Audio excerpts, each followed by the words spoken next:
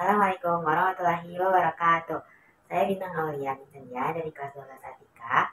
Saya mau menjelaskan 3 studi kasus mengenai atmosfer, litosfer, dan atmosfer. Indonesia dengan kekayaan alamnya yang melimpah menghadapi berbagai tantangan yang mempengaruhi kondisi atmosfer, litosfer, dan atmosfer. Dalam video ini, kita akan melihat 3 studi kasus yang menggambarkan bagaimana setiap elemen tersebut mempengaruhi lingkungan dan kehidupan di negeri ini. Jakarta berselimut asap, siapa yang tanggung jawab? Terlepas dari rumor yang beredar, kualitas udara di Jakarta masih buruk. Pemerintah pun mulai mencari solusi sebagai upaya mengatasi masalah ini. Pemprov DKI Jakarta, mereka mengajak kembali masyarakat untuk menggunakan transportasi publik serta menguji emisi kendaraan bermotor. Menhub Budi Karya juga sedang mengkaji kebijakan 3-in-1 menjadi 4-in-1. Presiden Joko Widodo mengatakan perlu untuk adanya kebijakan terkait emisi kendaraan, menambah ruang terbuka hijau, hingga menerapkan kembali sistem kerja WFH. Kata Pak Sandiaga Uno nih, saking buruknya udara Jakarta, Pak Jokowi sampai batuk-batuk selama 4 minggu. Kira-kira menurut kalian, solusi mana yang paling cocok? Jadi kasus pertama, kita berada di Jakarta, salah satu kota terpadat di dunia. Atmosfer di kota ini sering sekali dipenuhi polusi akibat aktivitas industri, kendaraan bermotor, dan pembangunan.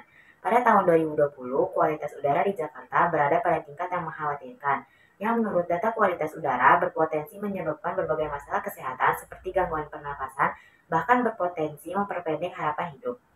Pemerintah di Indonesia telah berupaya menanggulangi masalah ini dengan penerapan kebijakan kendaraan listrik, peningkatan transportasi umum, dan penempatan pohon di berbagai wilayah. Namun, masih diperlukan kesadaran dan partisipasi dari masyarakat untuk menjaga udara tetap bersih. Ratusan rumah warga yang berada di kaki Gunung Semeru, Lumajang, Jawa Timur tertimbun abu vulkanik akibat erupsi Gunung Semeru pada Sabtu 4 Desember. Seperti yang tampak di Desa Sumberwulu, Kecamatan Candipuro, Desa Supit Urang, Kecamatan Pronojiwo. Selain tertimbun abu vulkanik, puluhan rumah warga bahkan hancur karena tidak kuat menahan guguran abu vulkanik. Kendaraan penambang pasir berupa truk dan alat berat juga banyak yang tertimbun material erupsi Gunung Semeru. Sementara itu warga yang rumahnya tertimbun material erupsi Gunung Semeru tengah mengungsi di masjid-masjid, balai desa dan sekolah-sekolah yang berada di titik aman. Studi kasus kedua adalah erupsi Gunung Semeru di Jawa Timur. Gunung berapi ini meletus pada tahun 2021 menyebabkan banyak desa di sekitarnya terkubur oleh abu vulkanik. Peristiwa ini adalah contoh dampak dari aktivitas litosfer, yaitu lapisan bumi yang terdiri dari bebatuan dan mineral, yang bisa berubah sewaktu-waktu karena pergerakan magma di bawah permukaan. Erupsi gunung berapi, meskipun berbahaya, juga memberikan manfaat jangka panjang bagi litosfer.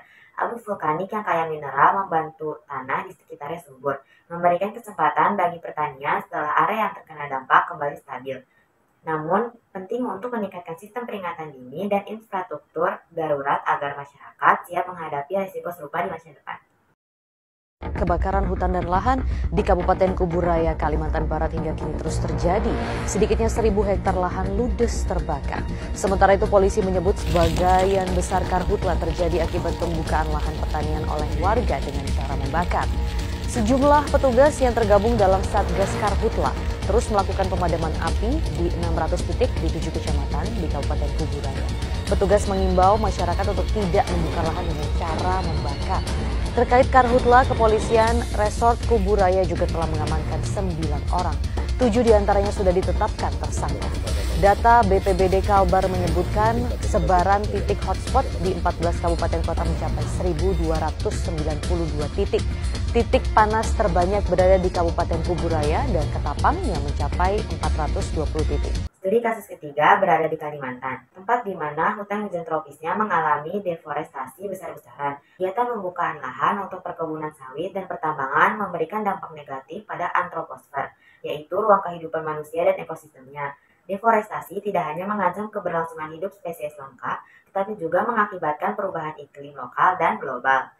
Dengan meningkatnya kesadaran akan dampak lingkungan dari deforestasi, pemerintah dan beberapa organisasi non-pemerintah kini mulai bekerja sama untuk melakukan restorasi hutan dan mengembangkan kebijakan perkebunan yang berkelanjutan. Namun, tetap saja butuh waktu dan komitmen dari semua pihak agar dapat memulihkan keseimbangan ekosistem di Kalimantan. 3 studi kasus ini adalah contoh nyata bagaimana atmosfer, litosfer, dan antroposfer saling berkaitan dan mempengaruhi kehidupan di Indonesia. Dengan pemahaman yang lebih baik, kita semua dapat berkontribusi untuk menjaga kelestarian lingkungan bagi generasi mendatang. Mari kita bersama-sama menjaga Indonesia karena Indonesia ini adalah rumah kita bersama. Terima kasih. Syukran. Wassalamualaikum warahmatullahi wabarakatuh.